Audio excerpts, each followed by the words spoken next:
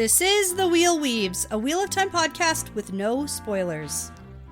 Hey everyone, I'm your host Dani, and I'm the first-time reader going through this series chapter by chapter. As always, there's no spoilers past the chapter we're covering, and that means it's totally safe for first-time readers. I'm joined by my co-host Brett, who's a longtime fan, and he's guiding me on this journey.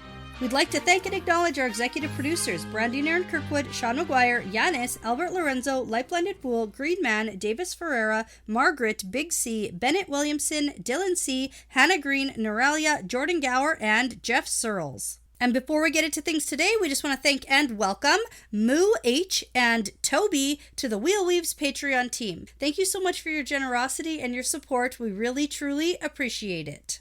In this episode, we are talking about Chapter 19 of Knife of Dreams. Yeah, Chapter 19 is Vows. Yes. Now, I bet that this chapter started the way you thought, but I bet it didn't end the way you thought. I was going to say, because I was right. I left last time saying there was going to be a wedding. Yeah. And I was like, ooh, there's a wedding. And there was like a... I don't know, is that actually what... It's a marriage. They got married. I don't know if I call that a wedding. There's for sure a marriage ceremony. There's a marriage official ceremony. There is that, yeah. And oh my goodness, thank the freaking light that it didn't end the way that I thought it was going to just peter off. I want to see some Ogier pushing some wedding cake in each other's faces. Oh, yeah. Right? Mm-hmm. What are some Ogier wedding traditions? Cake in faces. Yeah. The ceremonial planting of a tree. I have to, you know what? I want to believe that the Ogier are lifting each other up on chairs. Oh, yeah. I want to see an Ogier hora. Yeah. Yeah, I want to see that. Because they're all big and strong, right? Like, sure. It only makes sense. Well, yeah. But comparable to, they're also big, so like, they're big and strong, but also lifting other very big people. But you would lift them up on chairs that they built, so they're really sturdy. Very heavy chairs. Like, sturdy chairs are usually heavy. Yeah, but they're Ogier. They're so strong. Exactly, but like, how heavy is Loial too? Like, I don't want to say that he's... You know what? That's a good point. Anyways, but I can see it. Yeah. Mm-hmm. Anyway. I'm okay with that. Didn't end the way I thought it was going to. Yeah. Shocked, surprised, and also horrified. Oh, yeah. And excited. There's so many good things. There's so many emotions. Yeah, we got stuff to talk about for sure this chapter. Yeah. And if you can't tell, we're a little under the weather still. Quite. My voice has been I know. Well, the last time you heard from us, if you're listening to the episode recaps from the season 2 show, you would have heard that I was under the weather. Right. But you were not yet. But now I am. Yep. Now you are. You're coming out of it. I'm in the thick of it right now. Yeah. So don't let my sound of my voice make you think that I don't appreciate and am excited for this chapter. Yeah, you are. I know you are. It's good. Did you name this one a favorite? No. Oh, really? No. I kind of do. I think that I'm going to like bookmark this one. Okay. Well, here's the thing. No, this one's meaningful. Okay. Like, it's like powerful because I feel like a lot of the time you're like, this is my favorite chapter. Yeah. But what you really mean is this is the most impactful chapter for me. I think I know why you're saying that. You're saying that because a lot of your favorite chapters are like super terrible. Yeah, no. But and like feel bad. I'm guessing this is your favorite chapter because this is the first time in the series that we've ever gotten a Loial perspective. Am I right? Is that it? No. Is it? It is, yeah. We never got... No, this is the first one. So you must be so excited to be in Loial's head. That's why. Yeah. Mm-hmm. Okay. I didn't even really notice. I didn't even think about it. I guess, hey? Yeah. It is. That's really funny. Okay, so good segue, Brett, because the fun fact today is about Ogier. It's about Ogier, okay. Because, you know, Loial. Sure. So I had to do a little bit of digging for some fun facts about Ogier. So first off, the word clearly is a parallel to the word ogre, but originally the spelling that RJ used was O-G-Y-R before he finally settled on O-G-I-E-R, which is also a street name close to his home in Charleston. Ooh. Yeah, so, and we have mentioned that before, I'm pretty sure, but it's on the record now. So apparently originally RJ had also made the appearance of Ogier closer to the dwarves from the Lord of the Rings series, but by his final product, they're actually closer to something between the dwarves and the Ents, the big tree people. Right, mm-hmm. Yeah. I see that. And then the other interesting note, and I'm really excited to talk about this in the chapter, because we just got introduced to the Ogier's Book of Translation. But originally, he called it the Book of Changes. And apparently the Book of Changes is the most common English translation of one of the most influential books of ancient Chinese divination called I Ching. And the Book of Changes in Chinese divination is a classic text that a lot of people use to provide guidance for moral decision-making, which has also been often paralleled with many other traditional names for the processes of changes, such as the yin-yang. So we got a whole bunch of stuff Wheel of Time-oriented drawing from this Book of Changes. Okay, cool. Yeah, and we'll talk more about it when we get to that section when we're introduced to the Book of Translation. Yes, I did pick up on all of that and note it for sure. Oh, yeah, I know. Okay, so now I would be remiss if I didn't call you out for talking about The Lord of the Rings and not taking a shot. No, but that's in a fun fact. It doesn't count. I don't know. I think the people would come for you. Pitchforks. Oh, no. And torches. Yeah. What else? That's what crowds come with. Okay. I don't think they come with other things. That's it. Megaphones. Yeah. Megaphones. To shout. I think I'm thinking about more traditional mobs. Oh, yeah, okay. Before megaphones are invented. Paper cones. Right? Okay, well, you should get that set up. Yeah, okay. All right, quick little half shots because of the, sickness. Yeah, for sure. I have the one drink to rule them all shot glass. Oh, yeah, and then you gave me Harry Potter. Yeah. Obliviate. Okay, cheers. The whiskey should kill the sickness, right? Yeah, the sore throat, right? I think so, yeah. What was that, apple? Yeah. Is that the apple whiskey from the viewing of the show? Yeah, that's the one. Because we couldn't find apple brandy. Yeah. And so I was like, apple whiskey will have to do. Okay, so let's get into things then. Chapter 19 is called Vows, and the chapter symbol is the wheel and snake. Yeah. And we are going to enter in our Loial perspective. Here we go. Apparently our very first. Yes, very exciting. Okay, so Loial has just gone off to see his mother, Elder Hamid, and Aerith. Yeah, well, he's on the way. He just got told he has to go, and now we got to procrastinate. Okay, for right. as long as possible before we actually get there. Okay, because it's going to take like 3 full pages before we actually get to them. Well, and plus we're in Loial's head, so like this is Loial. Like if you were not sure. You know what's funny? Because so like my favorite is that like he's the hasty Ogier. Oh yeah. Even the Ogier around him are like, whoa, slow down, Loial. And he's like, I can't. Yeah. So that's funny. But another thing is we need to talk about what Loial's fiance's name is. Oh, right. Yeah. Oh no. Okay. I forgot about this. Okay, so here's the thing. Last episode, we were talking about Aerith. Aerith. Mm-hmm. And then at some point, we started talking about Edith. Yeah. And someone pointed out in Discord, they're like, who's this Edith you're talking about? So here's and the I thing. didn't even recognize that we were doing anything wrong or anything different. Yeah, so if anyone's been attending our Q&As, we've been in the process of watching Downton Abbey, and we are really far behind. It's like, it's been done for years. Okay, no, we just got to it. It's fine. Okay, we just got to it, and we just finished the series. We're super into Downton Abbey, and there's a character named Edith in Downton Abbey, and so our brains just interchanged those names. Yeah. Yeah, I literally didn't even know we were saying anything different. No, I didn't pick up. So we were calling Aerith instead of calling Aerith. No, Edith. No, we were calling Aerith Edith instead of calling Aerith. And now this chapter, we're going to try not to do that. We're going to stick with Aerith. Right, which is the correct name. Which is the name. Gotta double check here. Okay, so Loial is going to do his very best to procrastinate on this one. So he's watching Nynaeve go down the hall and Varen another way, and he's like, oh man, I wish I had at least one Aes Sedai to help me face my mother. Yeah. Even if it was Cadsuane. Yeah, and I do like the fact that he's clearly had some conversation with the Aes Sedai. It's really funny because apparently him and Varen have been having conversations about how it would be really cool to see like a ghost village disappearing. Oh, yes. Yeah, because apparently that's happening around here too. Yeah. Not just where Matt was. Yeah, villages disappearing and then all of the servants seeing dead people. Yeah. But it doesn't really feel like they're evilly ill-intentioned ghosts. Like, these ghosts are just as confused as like everybody else around them. They're the, whoa, what am I doing here? Yeah, not ghosts. like the, ooh. Yeah, no. It's like, what? They're like, what am I? What? Who am I? Who are you? Where are we? And then Loial wonders if he can see Ogier. Yeah. That are dead. But they're all the dead Ogier. If there's ghost Ogier, they'll be in the steading. Probably, which also, it makes sense. It makes sense. Like, you wouldn't see a bunch wandering around. Maybe, probably. But like, do you see them only where they lived in their life? Or do they just like pop up where the pattern wants them to? Or where the Dark One wants them to? Well, same reason that only ghosts from like the 1700s get seen today. It's not like a 1900s or like a 2000s ghost. You know? That's true, yeah. It's only like there's a specific Victorian time. Yeah. Era It's like ghost. a very specific time frame here. I don't know. And that's just not true, Brett.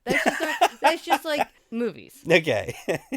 Okay, and something else I kind of wanted to talk about. I think now's a good time because we're seeing Loial's mother. Like, we're about to get there. Well, eventually Loial will get there, and we'll get there. Yeah, when we're ready. Okay, so I've had some time to think about how Loial's mother and that whole group got here. Because last time I was very incredulous, and I was like, how did they get here? This is the super secret location. Yeah. And I've had some time to think about it, and I've come up with nothing. There's literally nothing. I stand by what I said. They've literally been everywhere. Yeah, well, it's kind of funny. They've gone everywhere. We talk about that, but like... We even get like a dialogue from Elder Hammond and the other Ogier being like, oh, we followed you from the two... Like, Randa dropped us off there, and then we followed you again, and then you were in Kyrian. Yeah, and we'll talk about it when we get there. Yeah. But I've just been thinking, and at no point were they like, this is how we found you here in this super secret location. Yeah, well, I'm pretty sure, I don't want to spoil things, but it's possible that Loial's mom put like an air tag in Loial's boot. Oh, air tags. Yeah, and it's just like boop boop. Yeah, because that's what you should do when your kid's playing at like the indoor playground. Exactly, you know where they go. Yeah. Yeah, keep tabs on them. Uh-huh.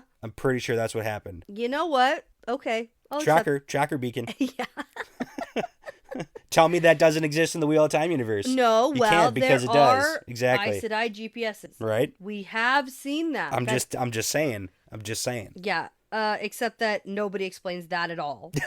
Yeah. There's nothing. Okay. All right. So Loial stops his procrastinating, and he's gonna go. But wait, maybe we can procrastinate more, because what about that servant up ahead of me in the hallway? Maybe they're bringing towels to my mother, and then I can stall by having her dry off from the rain for a little bit before I have to go and talk to her, because then I can think about what to say. No. How about that? No. So finally, Loial is going to go into the room, and his mother's here, so is Elder Hammond and Aerith. And there's a whole description of the room and the Ogier weapons on the walls, and then we get reminded about how this is an Ogier room, which is very nice for them to stay in. Well, it's really funny, too, because there's a little bit of a parallel coming up where Elder Hammond is really excited that there's, like, Ogier beds here. And if you remember, Loial at the beginning of the journey... So excited for that. But the issue with Loial was that every time they got to a place with Ogier beds, they had to leave right away. There. And, that's happening. That's happening right now with Elder Hammond, too. Oh, it's so sad. Yeah. It's like, no. Oh, also, Aerith's ears are so beautiful. Oh, yeah. Oh, yeah. Ooh, those are the most beautiful ears I've ever seen. He wants to put his finger in them. I know, it's gross and weird. I don't want to talk about that part. There's like a bunch of weird stuff that's like super weird. It's like ear business. It's when they're like nose making out. Oh, yeah. They're just I'm just they're up saying in that it. now so we don't have to talk about it later. No, we're going to talk about it twice. It is like, no thanks. Actually...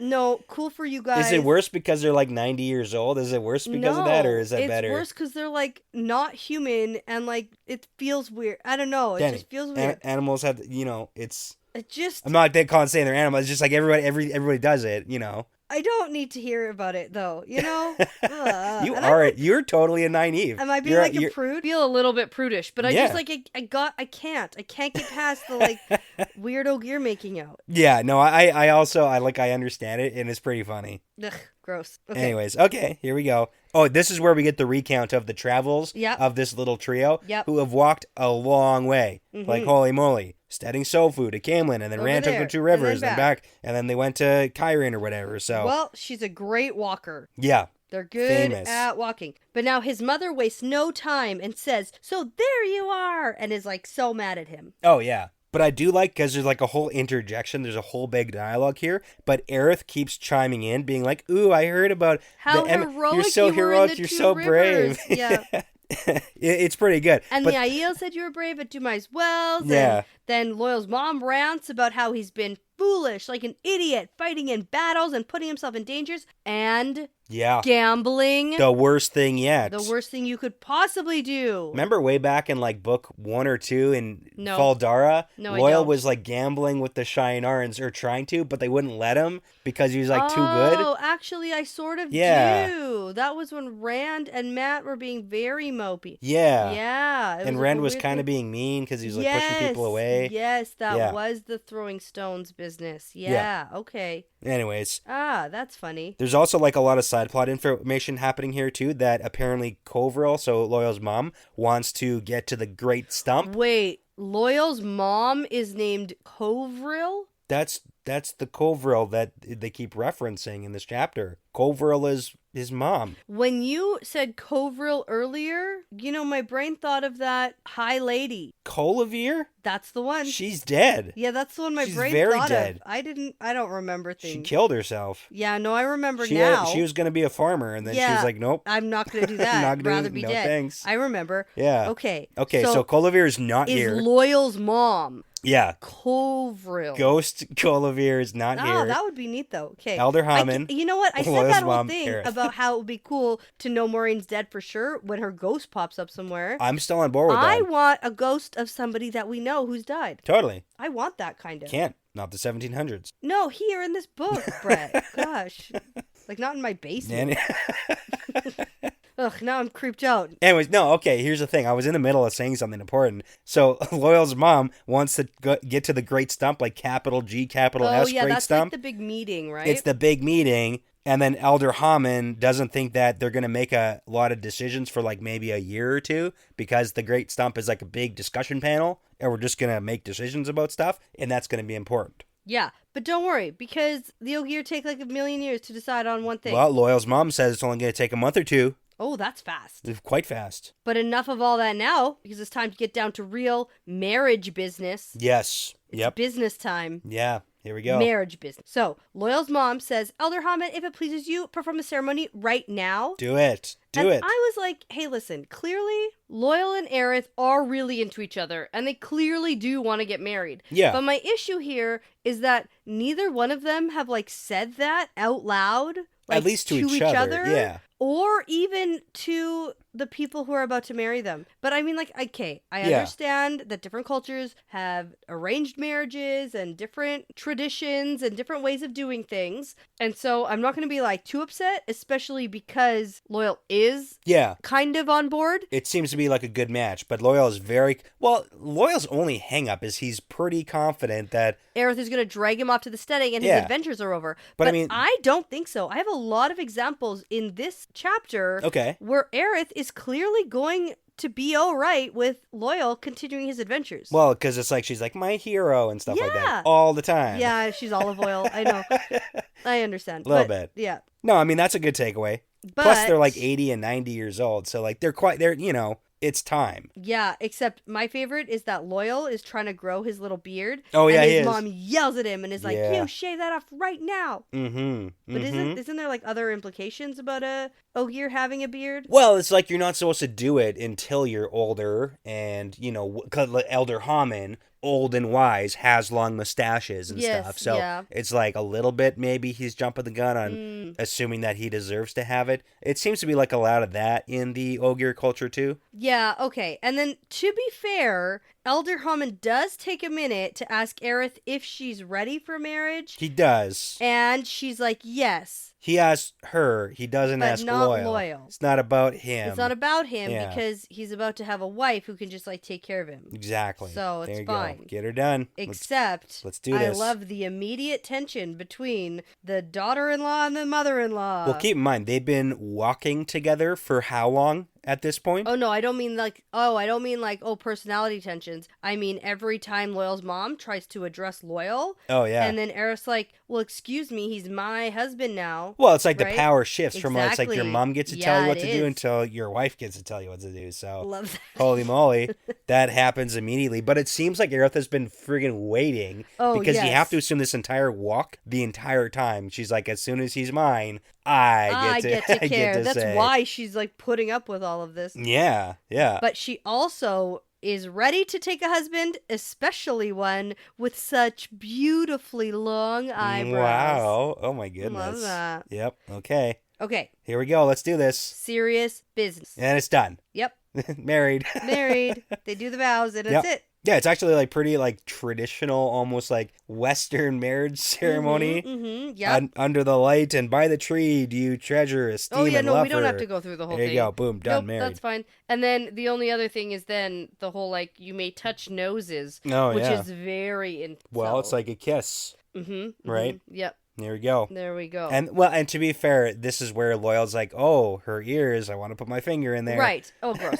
Okay, so... I told you I was going to make you do it twice. Yeah, I know. But I specifically get a point for being right about Loial marrying Aerith. Yeah, okay. I'll give you a point for that. When we first met Aerith, back in, the Great Hunt? Yeah. Like a long time ago. When they were like looking for when they were trying to go through the ways, but then they ended up using the portal stone to get to Falma, that whole and he saw her and it was like, ooh. Yeah. I was like, nope, that's it. They're going to get married. Yep. I said it. Okay. I wish I had any proof. Well, I mean, I'm pretty sure we have that on the recording. Yeah. In my brain, I remember. Who knows what chapter that is? I remember that I... no way to look I know. back. I mean, like, I could look back, I guess. Hours and hours of I don't know. Like, no. I know. I said it, I'm sure. Do you remember? Yeah, no, I know. Okay. Yeah. Sometimes I'm less sure about things that I say that I'm sure that I said. That one I'm sure about. Okay. So, sticker for me. Okay. Good job. Now we can get into the good stuff. Okay. So, Elder Hammond is arguing with Loial's mom that they are absolutely going to stay here at least one night so they can sleep in a proper bed. Right. And then Corvo's like, no, we need to get going because the Book of Translation must be opened as soon as possible. Yes, there we go. Boom. And I remember thinking, well, I bet Brett will explain all this to me. I don't know what that means. Yeah, well, okay. Because Loial's like, oh my god, is that what the Great Stump is discussing? Yeah, like they can't do that now. Like, not now. We can't. Right. And so is it like they can only talk about it to Loial now because he's married? Did I understand that correctly? Because there's something about only married guys can do something. Yeah, talk at the Great Stump too. Talk at the Great Stump. Yeah, okay. Because Loial in a second is like, oh, I wish I could address the Great Stump. And then Aerith is like, well, you're married, so you can't. So when you're married, you have more privileges of what you can do. Okay. Yeah, even things like growing out mustaches, probably. Like, it's not definitive for us on that. I wonder, I'm actually a little bit curious as to why Loial's mom was so set on having him get married like this, unless it's to get him back. Probably that too. I would assume that she thinks Aerith is going to drag him back to the, steading. Okay, because she's like so set on getting this marriage done, but it like gives Loial a lot of these privileges. Well, she paid the dowry. Like, come on. Oh, she did pay What's going on?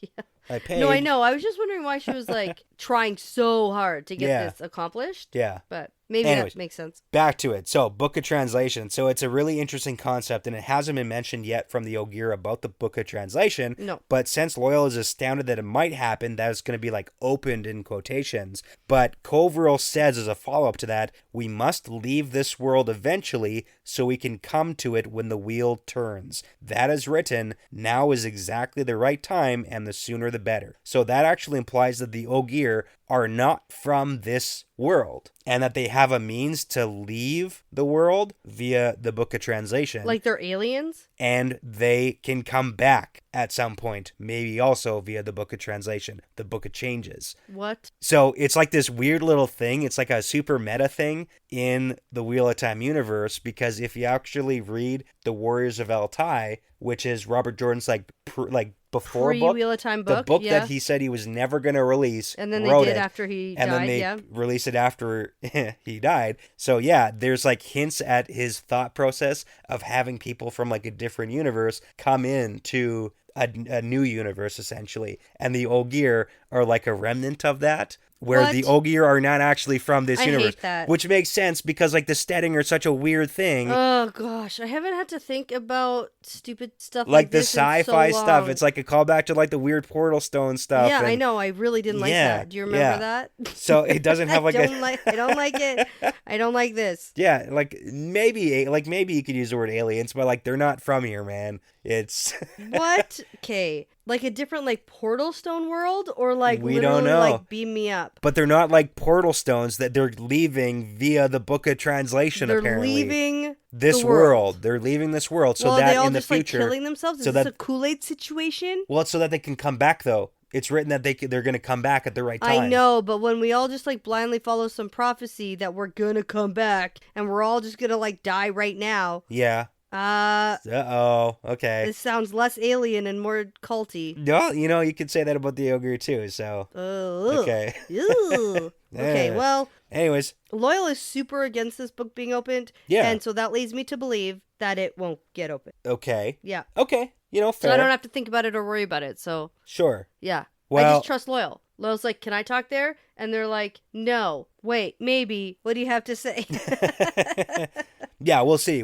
Because Loial's speech, I don't know. It might not be flashy enough to catch the ear. Oh, it's not eloquent enough. Yeah, I jumped the gun a little bit. But yeah, well, we do learn that Kovril is such a lovely linguist. Well, we've heard that before about that she can just make anybody make any decision. In 2 to 5 years, boom, gotcha. Right. Okay. Now, this is where Loial mentions he wishes he could address the stump because of this crazy issue. And this is where Aerith has his back. And then Loial's mom tries to shut him down. And then Aerith basically tells her to just back off by saying, will you allow me to tend my own husband? Thank you very much. Yeah, so then we get like 2 pages of Loial thinking about what he might say at the stump hypothetically. Just like the things that he's concerned about right now. There's a whole lot of thoughts going on in Loial's brain. Yeah. But then he figures out the proper approach is going to be to do something along the lines of like a simple speech, because that's just what he's got. Okay. Are you going to tell us about it? Yeah, he says, in the War of the Shadow, we didn't huddle in the steading, we didn't open the Book of Translation and flee, we marched alongside the humans and we fought the Shadow. And then Kovril points out, like, hey, by Arthur Hawkwing's time, the Ogier decided we're going to stay out of human affairs and wars. And then Loial argues, like, no, the Shadow is our affair, and the Shadow must be fought, because maybe in like 5 to 10 years, we open up the Book of Translation and leave or whatever. But if we do it now... Oh, that whole fleeing thing. I guess I just didn't pick up on that, because... It's like, literally, we're going to leave this world. Oh. Yeah. But he says if we do it now, then there's nowhere we can run with any real hope of safety. Tarmangaiden is coming, and that decides the fate of not only this world, but of any world the Ogier might flee to. Man, I really did not pick up on any of that or understand it. Yeah, it's such like a weird... It's so weird, I didn't get it. The Ogier as a people are leaving these these lands. Yeah. Okay. Yep. All right. Okay. That's like all like, let it soak in, and then like maybe we'll get more. Maybe. It's just so interesting because I'm like just absorbing that right now. Yeah, well, I did not get it. It's book 11, and we're getting this like huge info dump on the Ogier that we've known since like the first book. Yeah. We never talked about any of that before, but here we go. Huh. Yeah. Yeah, because I got the whole part about, like, no, we're going to stay and fight. Like, I thought they were going to, Yeah, well, the alternative isn't just, like, stay in the steading. The alternative is, like, maybe leave we're this fleeing world. to Shara, you know? Why would we go there? Well, I don't know. Because, okay, you know why? In my brain, the Ogier steadings are on the spine of the world, because the only one I know of is... But they're all over the place, right? Yeah, like literally all over the place. Like, okay. Yeah, there's so many. Oh man. Okay. So no, I have no idea. I don't even like. I literally don't even know what to say about all this because I did not pick it up. Yeah. Well, what Loial's mom says is like... I was like, this is weird and confusing. Yeah. Next. Like, I just didn't think about it at all. No, we just got to move on then. Okay. Move on to Loial's mom's reaction. I guess that what you have to say is all right, but it's not fancy enough. It's not good enough. Yeah. You'll probably only change a few minds. Not enough minds. Not enough minds. Exactly. But then... this all gets interrupted. Oh, yeah. Because Loial happens to notice a lot of something moving along the tree line off in the distance, and then he realizes it's Trolloc. I love the fact that the paragraph before, he sees it and he's like, is that like a herd of cattle or something? That's a lot of cows. Yeah. It's like, they're not cows. They're not cows. Oh, my goodness. They're not cows. But I have something to say. Okay, this is the place. Yes, because... it's weird, Loial's mom knew where to come, and then all of a sudden the Trollocs show up just behind her. Why are you suspicious of the mum and not like Elder Hammond or Aerith? Because Rude. I'm pretty sure the mum was directing the entire party. And she was like, I know it'll get Loial to come home. Thousands of Trollocs. Maybe. Also, maybe she's a dark friend. Interesting. We've never heard of dark friend Ogiers before. Okay. Maybe. I guess, technically. I mean, I still don't know how she got here, but it's possible that she also led the Trollocs here. Okay, hold on. Maybe she did it inadvertently. Maybe they followed them. Yeah. Yeah. Okay. Although, why would a horde of Trollocs and dark friends and everybody... Or it's just coincidence. Merge all... Totally unrelated. Oh, I don't know about that in the Wheel of Time. Yeah. Well, it seems like they just got here, and like the Trollocs... Also just got here. Well, I mean, okay. All right. Yep. No, you got it. Culverall's a dark friend. Yeah. Yeah. I'm suspicious. Okay, that's good. I'm suspicious of the timing. And I'm also suspicious of, like, how she even got here at all. Yeah. No, that's fair. There's questions to be answered. Yes, Anyways. there are. You're right. Okay. I'm asking them. I'm asking the hard questions. Yeah. Okay, but this is, like, super exciting time because, oh my gosh, something is happening, Brett. It's been so long. It's been so long since something crazy happened. So this is not just like hundreds or thousands of Trollocs. It's tens of thousands of Trollocs. And they're all heading this way right now. Oh my goodness. Oh my gosh. And here's where I know that Aerith is going to be the wife for Loial. Why? Because she says, are we going to die, Loial? And then Loial thinks, she sounds excited. Oh man, yeah, that's fair. Okay. Yeah, she doesn't want to just sit at a steading and be some housewife. Well, there's also like this really cool plant that RJ does at the beginning of this chapter where there's like Ogier weapons on the wall. Yeah. And then all their Hammond and Loial. Hammond does like the cool guy tosses the weapon That's right. across the room. You're going to need this. Yeah. Catch.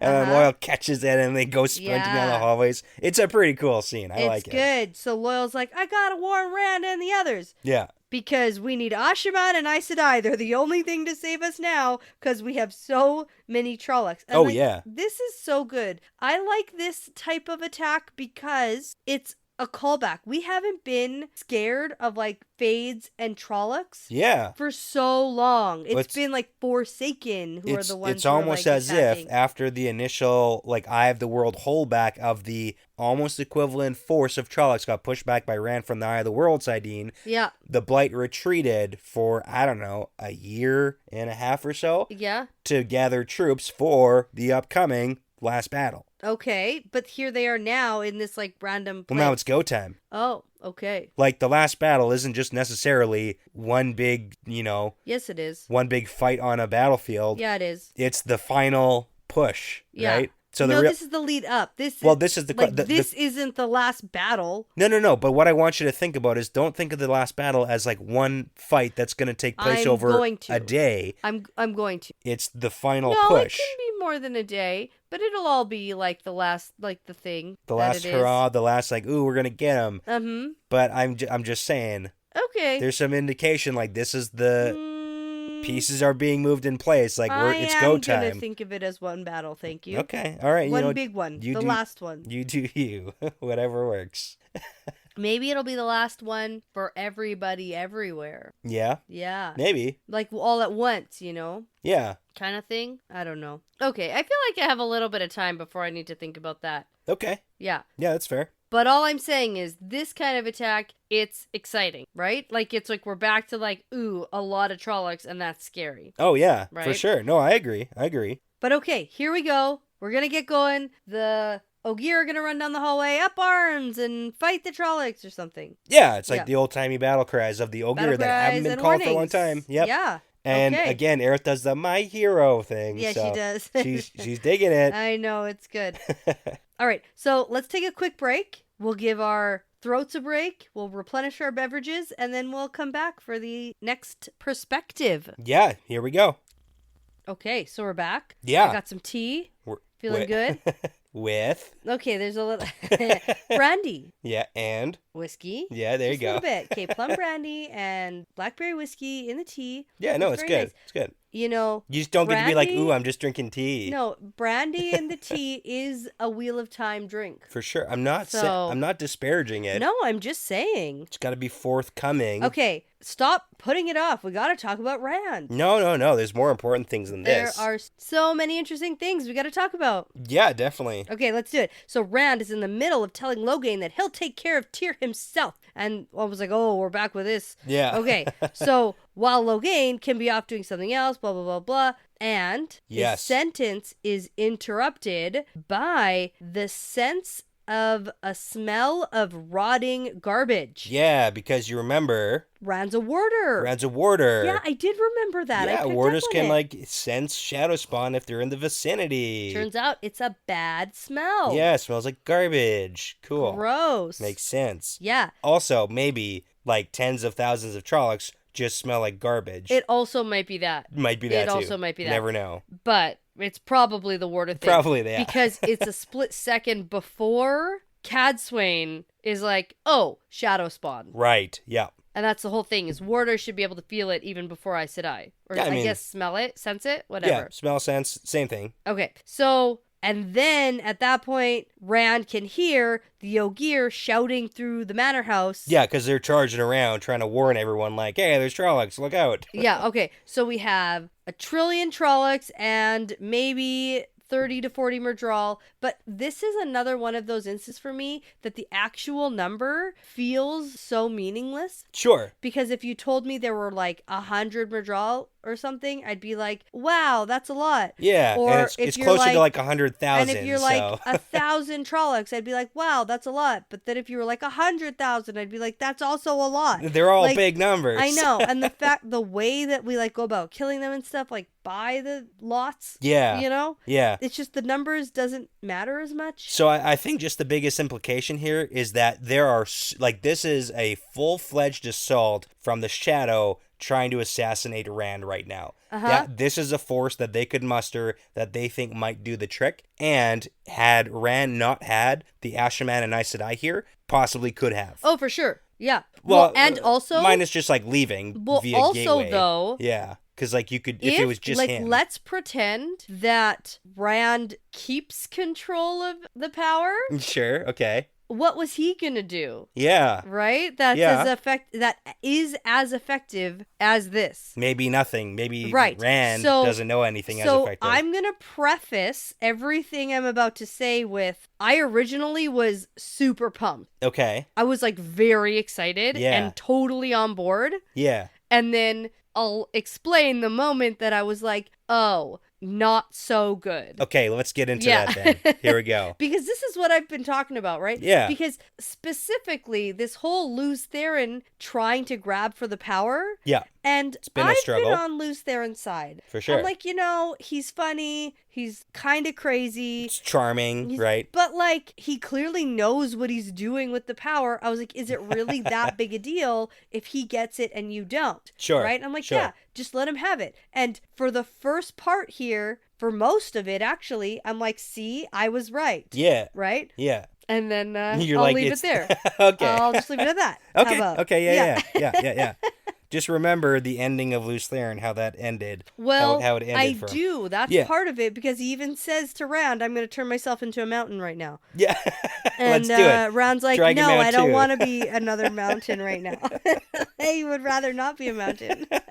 But if it's a volcano mountain.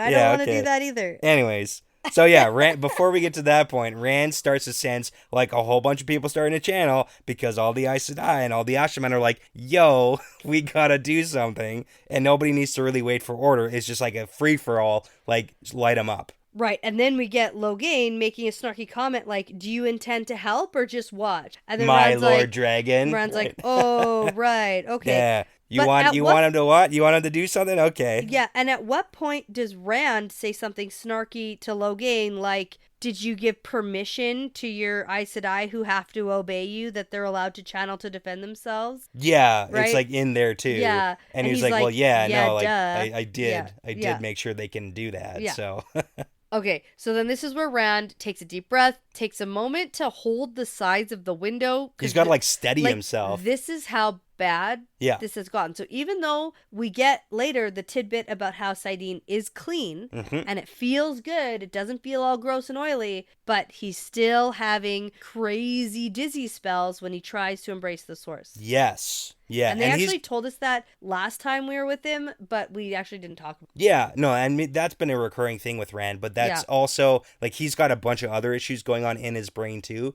besides just the, like, there's different things. There's the people in his brain, there's the other people in his brain. So many people. There's the other dude in his brain. It's a lot of people in there, so. Well, that guy's more of a face now. Really packed in here, so. Okay. Yeah. Okay, but in his moment of dizziness, Lews Therin seizes the power away from him. Oh, it's so amazing. And then Rand looks out at the Trollocs approaching and is like, oh, shit. And I was like, cool, good. I hope this works out. Yeah. And then it, like, totally does. Well, remember in Tyr, in, like, The Dragon Reborn, when he sends that lightning that travels through the halls and, like, murders all the Shadow Spawn without him even knowing? Yeah. But that also was the precursor to him trying to zombify a girl, so... Oh, right. It's just like there's a lot of things that he can do with the power that he doesn't know he can do because it's like not necessarily Rand doing it, it's Lews Therin. So it's cool that there's stuff. Although Lews Therin didn't do that. No, that was more like a Calendar thing, but of like Rand's craziness. But I'm just saying we should be wary. Okay, fine. But so flows of air blow out the window in front of him. Yeah. And Lews Therin is like, why can't I move my hands? I need to raise my hands. Which is so good because like even Lews Therin needs to have control of his hands to channel. Like it's such a good... Only for the shooting arrows from his fingers. That's his special move. It's so good. I love it. I love it. It's such a good move. But then air, earth, and fire form into a weave that Rand doesn't even know. Yeah. But then as soon as he sees what it's doing, he knows it's called Blossom of Fire. Yeah. And he's making 6 of them, and it's basically just like obliterating Trollocs. Boom. But I love it. And it's just like weaving like crazy. And then he like makes these crazy gateways that are actually death gates, and they spin and open and spin and open and just he's like dropping Trollocs through gateways, and the explanation we get later is amazing. Yeah. I want to wait for that. Yeah, because even the explanation is very like half-hearted while Rand is like trying to not have himself murder himself and everybody else at the same time. Right. Yeah. But then Lews Therin is like howling, my hands. And then and I was just like, do it, man. Give him his hands. Do it. Give him his hands. Put your hands up, Rand. Come on. Put him up. And he does. So he slowly raises his hands and sticks them through the window. And then Lews Therin starts weaving arrows of fire, which is exactly what you think it is. It's like a machine gun. It's like a rail gun, just like... from your fingers. Just like so many that you can't even see them leaving. Though. Yeah. Yeah. Choo, like that. And just like the absolute chaos and sheer destruction that Rand is laying out here. Well, because... So we also know... Over in the other windows, we have Olivia, who's a former Damani. Yeah. Whose job it was to blow shit up. Keep in mind, though, and it's actually interesting. And she's so crazy strong, too. So she's also here, part of it. I think at one point Rand sees a bunch of Trollocs getting just, like, blown up from exploded earth. Yeah. And that's not Lews Therin. And my theory is that's Olivia. Yeah, that's a fantastic point. And that's actually, like, a total Shanshan move. Yes. But I wanted to make a bit of a callback to the Shanshan, and I have to assume that even for Olivia, fighting other people like they did in Shanshan, because as far as we know, there's no shadow spawn in Shanshan. Right, they think that's complete myth. Yeah, so it's like there's a difference between fighting people, I would have to assume, and fighting like storybook monsters, and the level of destruction you might be willing to use against Trollocs versus people. Although the whole willing word here is when Olivia was channeling against people in the show. Oh, yeah, it wasn't willing. It wasn't willing, and it was ordered, and she had to do it. What the Suldam, what they would be willing to do to other people in like to a person. I think because they're not the ones actually doing it. Yeah, I don't know. Maybe. Which is a fair point. And Shanshan seem pretty freaking pretty ruthless. Yeah, no, for sure. So I get it. I'm going to. I just want to disagree. I just want to make the counter argument like as a hypothetical. But yeah. Rand joining in here is so sweet. It's just like perfect. What I really appreciate is that the Ashamen are watching what he's doing and then copying his weaves exactly. It's like, hey man, those are good weaves for killing Trollocs. So then a bunch of the blossoms of fire and the death gates all keep opening up. Yeah, but like smaller versions because Rand is way stronger still. Right. Yeah. That's right. But then Rand does notice that some of the Saldeans are here and defending the walls. Yeah, because there's like soldiers and the Trollocs are advancing far enough. Even with all the destruction, they are starting to get closer. And now the Saldeans are defending a portion of this manor house. Okay. Yeah. And then there is something that happens that I don't quite understand. So there's other kind of houses or so like a manor house structures around here. Yeah. And they have thatch roofs which catch fire. Yeah, and there's like a barn or something too at one point, and the Saldeans are trying to defend it, and then Rand's like, I can't use blossoms of fire so close to the manor house because I'm going to blow up my own guys. Yeah. And I need to stop that. And then the thatch roofs like start to catch on fire, and he yells at Logain to like put the fires out. No. At first he doesn't yell at Logain to put the fires out. At first, he pleads with Lews Therin to put the fires out because he has no control. And Lews Therin's like, I'm busy. Yeah, Lews Therin doesn't even acknowledge that Rand is asking anything. Yeah, he's in the middle of something right now. He is not even acknowledging that Rand is there. Yeah. He is himself. And to be fair, Rand... He's like, I can't use my hands. Rand should keep doing what he's doing because he's doing the most damage. We should have someone else putting out fires here. Right. And so he calls over to Logain, put those fires out, and then the fires go out. Yeah. So now, that's good. As this is all happening, we're taking out most of the Trollocs, but Faes and Trollocs are still getting through and getting really, really close. Yeah, they don't make it into the house, but they get like right up there. And it's interesting because in my brain, we're up on a higher floor. Oh, yeah. But turns out, like, ground level, because a Fade, like, pops up in the window. Yeah, and then Maiden's like, stick it. Yeah, with, like, literally stab it.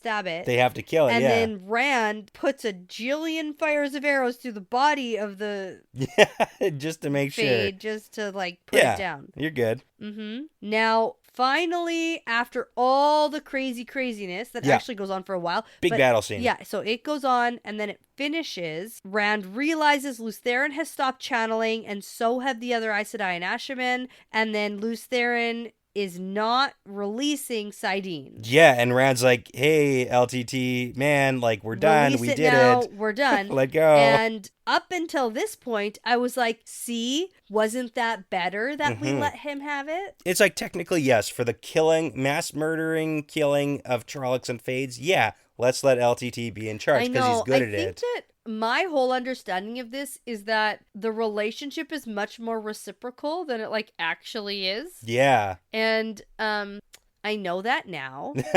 We're learning. I learned something today. Okay, maybe don't give Lews Therin the power. But like, so Logain is like, hey, Rand, were you intending on keeping all those cool new weaves for yourself and your favorites? Right. Like Taim does? Because Taim has his own little special school classes. I know. Well, all the cool I think weaves. That the whole thing, we talked about this last time. We have Rand not listening to Logain about how dangerous Taim is. Yeah. And so that's annoying. It's and frustrating. Obviously Logain is annoyed too. And then when Rand pops up with these like awesome Trolloc killing weaves, like teach other people. To say out loud, it just came to me. But that's not a good explanation. And yes, also, it is. But no, because Rand also wants to keep his level of authority as the Dragon Reborn and not be like, I don't know what I'm doing. I just thought of something cool. Well, like, that's not. I think that you can say in the moment, I'm just so good at saidin. Like, I'm just so good and so strong that I just like decided to come up with something and I did. I think that like that to me sounds better than being like, yeah, I just have them and I'm not telling anybody about it. Yeah, no, I get where you're coming from. But yeah, this is the explanation that I absolutely love. Because Logain asked those gateways, where did we send those Trollocs? And then this is where Rand is having a conversation with Logain out loud while also having a conversation with Lews Therin in his head. Yeah, and like so, he's more involved in the Lews Therin conversation. Yes, much more. And it's going back and forth though as the reader, like we're part of both conversations simultaneously. Yeah. And so Rand does say it doesn't matter where they went. Shadowspawn can't survive passing through a gateway. So there we go. That is confirmation that shadow spawn can't survive passing through a gateway. Have we talked about before how we should just pop up gateways or the Dark One and Forsaken should do that? Well, I've been talking to you since, like, literally book 1 with waygates and ships and wagons. And, like, why are we moving shadow spawn on boats and wagons? And why are we doing the ways when we could just gateway? Yeah. And the whole point is they can't. They can't pass through a gateway. Can't do it. They die. They die if they go through gateways. So you can't do it. Let's get Balthamel on this. Yeah, well, if they could have figured it out back in the War of Power, right? Yeah. But I mean, that's a big hindrance to moving shadow spawn armies, which is why closing the waygates is really important. Clearly. Right? Fine. Gosh, whatever. How'd they get here? How did this crazy, huge Trolloc army get here? Well, I guess we'll see. Okay. No, we probably won't. Okay, well, maybe. Things like this, like these answers, like we never get these answers. Ever. Okay. Like literally ever. Okay. It'll be like, something in passing, and then we move on. Yeah. No, I don't think we'll actually get a definite answer on this. Okay, fair enough. Like, how did all those Trollocs get into the waste that time? Well, waygates and then wagons and stuff. Yeah, exactly. Like, see, that's not a good enough answer. Boom, done. Okay. But anyway, while we're learning about the shadow spawn can't go through a gateway, and so a bunch of just dead Trollocs will show up in different places all over. Yeah. Rand is telling Lews Therin, we can't die yet. We have to reach Tarman Gaiden or the world dies. Right. Yeah. And then this is where Logain realizes that Rand is still holding the power and tons of it because not just all of it. Lews Therin all is the power. Just like drawing it all in, and then Rand is starting to feel this pain in his temples. Yes, and it's like all the power, and Logain even says like, hey, if you're trying to show me that you're stronger than me, I know that. You're holding every drop of Sidene that you can hold. Yeah. Like max capacity, man. Yeah, and then this gets everyone's attention, and Min like hustles over, and then Cadsuane turns to Min and is like, what does he feel? I know that you're bonded to him. Is he afraid? And then Min's like, no, he's never afraid. Except for like of me and probably and then we get this but whole stupid thing. In the midst of all of what's going on here, you know what I don't give a shit about? Yeah. Whether or not Min likes that Rand is protective of her. Like, we do not need that here in this paragraph. And that's like my final stance on that. It does not need to be just like fucking thrown in. Thanks, Cadsuane. No thanks. You know? Yeah. So Lews Therin is literally trying to turn himself into Dragonmount again. Yeah. He's like, I remember dying once. I can do it again. We can do Volcano 2. We can do it. And then Rand is like, no, man. We can die at the last battle. We gotta hold out till then. Right. And then so finally, Lews Therin releases the power. Everybody takes a deep breath. Lews Therin says, okay, fine. We can die at Tarman Gaiden. Okay, fine. He made a deal. Let's make a deal. Yeah. Deal is we die at Tarman Gaiden. Yeah, okay. So that's confirmation that Lews Therin can hear Rand. Oh, yeah. Like, they are for sure still reciprocal. There's a bit of a dialogue. It's just whether or not he wants to listen. For sure. And I'm recognizing that maybe I'm not going to 100% of the time root for Lews Therin to have the power. Although, I just think that was so good. It was so beneficial. That was great. Well, with basically no consequences. So you're going to tell me not to do this again? I don't know. Well, just like Rand would die. Yeah, just like reason with LTT again next time. I really don't think that we would have got a whole new mountain here, you know? I think Rand would have just died. He would have burnt out. Okay, yeah, sure. You know? And obviously we don't want that. But I don't know. Okay. You know? We don't need to go so hard this time. I just wish I cared more if Rand died. That's so rude. So rude. Mm-hmm. Anyways. Sorry. Power's gone. Logain's like, hey, power's gone. We're good. Okay, I take it back. I care. I really do. I care. I know he's important story. Right. I feel like he's like a central character or something. I don't really know. As a character, though, like, do I like... You don't need to like him. Good question. No. He's the prophetic savior of the world. I know. That's probably why I don't like him. He doesn't need you to like him. He just needs you to listen to what he says. I wish I liked Rand more than I do. He's annoying me, you know? Yeah, okay. Yeah. Okay. Especially with not listening to Logain about something that's really important. Well, you know what we say around here. What? It's gonna get worse before it gets worse. Oh, yes, we do. You do say that. Yeah. Yes. I warned you. Yes. Okay. Now, there's been a lot of crazy stuff going on with season 2 coming out and school starting up again and lots of crazy things. But this is something I am looking forward to reading the next chapter. Okay. Yeah. I'm like wanting these to pick up. This was really exciting for me. And then we had to wait a little while to record. And so I'm eager. Let's keep going. Yeah, for sure. Because aren't we recording the next episode like tomorrow? That's the plan. Yeah, because we have like my parents coming in. Oh, yeah. On the weekend. So hopefully like we sound a little bit, maybe we'll be better by tomorrow. Amazing. I bet recovery. No, but okay.